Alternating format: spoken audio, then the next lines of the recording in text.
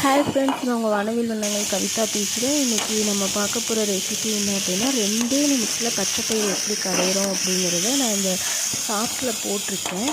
இதில் வந்து நான் என்னென்ன ஆட் பண்ணியிருக்கேன் அப்படின்னா, சின்ன வெங்காயம், பூண்டு, சீரகம், மிளகு, அப்புறம் மஞ்சள் தூள், பச்சை மிளகா, உப்பு இதெல்லாம் சேர்த்து ஆட் பண்ணியிருக்கேன். அப்புறம் பச்சைப்பயிறு வேக வச்சு இதுலேயே கலந்து ஆட் பண்ணியிருக்கேன். இதில் எப்படி நம்ம ஃபஸ்ட்லேருந்து செய்யணும் அப்படிங்கிற வீடியோ நம்ம டிஸ்கிரிப்ஷனில் இருக்குது. ஃபஸ்ட்டு நீங்கள் அதை நோட் பண்ணி பாருங்கள்.